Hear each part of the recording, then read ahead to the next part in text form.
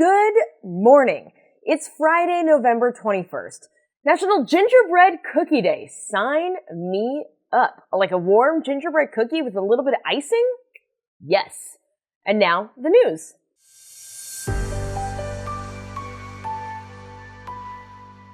Starting with Russia's invasion of Ukraine. We haven't started there in a while. On Thursday, Ukraine's President Zelensky confirmed that he has received a draft plan to end the war.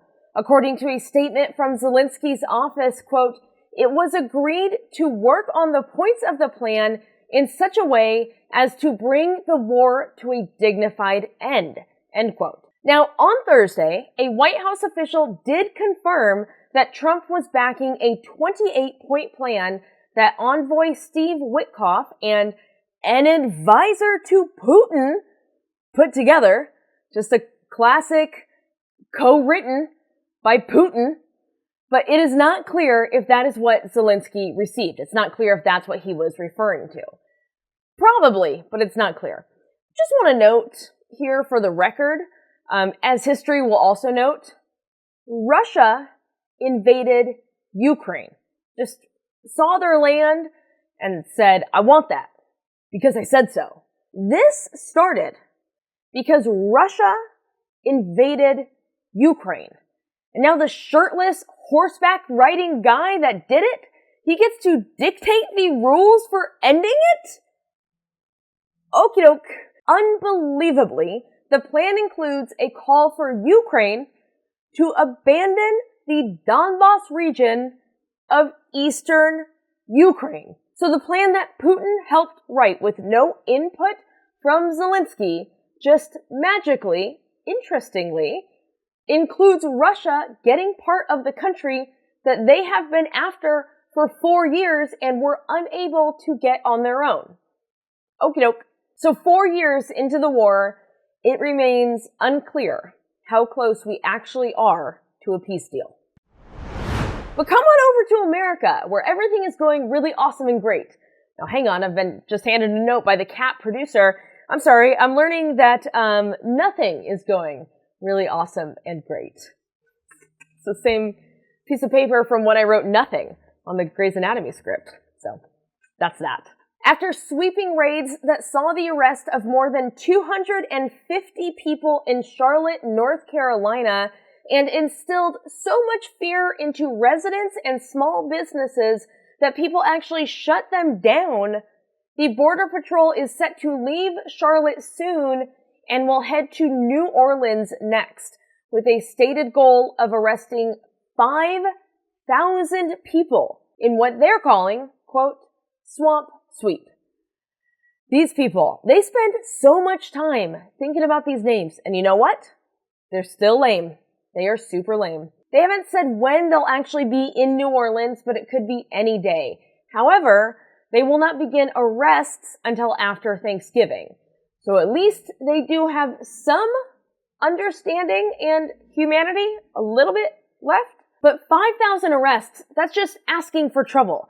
Because then agents are not making thoughtful decisions. And that's not just my incredible imagination, as incredible as it is. On Thursday, federal prosecutors dismissed the charges against 2 motorists who were accused of using their cars to, quote, assault, impede, and interfere with the work of federal agents during an ICE raid in Chicago. The indictment accused the motorists of driving their car directly at an agent before shots were fired. However, in court, it came out that it was the agents who struck the motorist car with their car. The original statement also said that the drivers had guns. They did not, because they were not making thoughtful decisions. They are just reacting. And then they are lying to clean up their reactions. In D.C., there is some positive movement, though, as a U.S. district judge ruled on Thursday that the hostile government takeover of the city illegally intrudes on the city's direct law enforcement. So the judge has ordered that troops have to leave, but the order is on pause for 21 days to allow for an appeal. Quote, normalizing the use of military troops for domestic law enforcement sets a dangerous precedent where the president can disregard states' independence and deploy troops wherever and whenever he wants, with no check on his military power, end quote. In response, the president said, yeah, no, that's exactly what I want. I'm sorry, what's the question? Yet another incredible impression by me. And over at the CDC, their website has been updated to include a straight-up unproven statement linking autism and vaccines. So now when you go to the CDC website, in the vaccine section of the website, you get this little notification here. Quote, the statement, vaccines do not cause autism, is not an evidence-based claim, end quote. No, you're thinking about this statement. This is not an evidence-based claim. They just don't cause autism, and you protect no one with this statement. You're not protecting kids who need vaccines to be alive and turn into adults, and you're not protecting people with autism by making it seem like there's nothing could be worse in the world than being autistic, and so it must be avoided at all costs. It would be better to die from chickenpox than have autism. That is basically this statement. It also shoves research back decades. How could any research out of the CDC been taken seriously when you're putting out statements like this? How can statements from the CDC be taken seriously? This is wildly dangerous. All because what? A guy's little raven friends told him to do this? As always, talk to real doctors about vaccines or really any medical decision, not the guy who offered to eat 5 brainworms by choice. No one even dared him to say, what would you do? He was like, I'll do it. To get onto a debate stage. He is not someone we should take medical advice from. And these next 2 stories suck. They're awful. So I put them into one, and I guess the link here is Donald Trump is bad, and he's also the military's commander-in-chief, and that is not great for them. First, as I have mentioned once or a million times, we are in the middle of a hostile government takeover, and Trump is using American troops who took an oath to protect this country to carry out this takeover. He is attempting to pit those troops against American citizens. In a video put out on Tuesday, congressional Democrats put out a message meant for the troops, and it said this, quote, this administration is pitting our uniformed military and intelligence community professionals against American citizens, end quote. Okie doke. True so far. Quote, the threats to our Constitution aren't just coming from abroad, but from right here at home. Our laws are clear. You can refuse illegal orders. No one has to carry out orders that violate the law or our Constitution, end quote. Now, before I go on, I want to read you something else. An order is lawful, quote, unless it is contrary to the Constitution, the laws of the United States, or lawful superior orders, or for some reason is beyond the authority of the official issuing it, end quote. Those seem like they're fairly the same, right? That second one is from the Uniform Code of Military Justice, aka UCMJ. So that second one is the law. The video from the Democrats was just them reminding service members of the law. That was it. The reaction from the president to this? Quote, this is really bad and dangerous to our country. Their words cannot be allowed to stand. And then all caps, seditious behavior from traitors.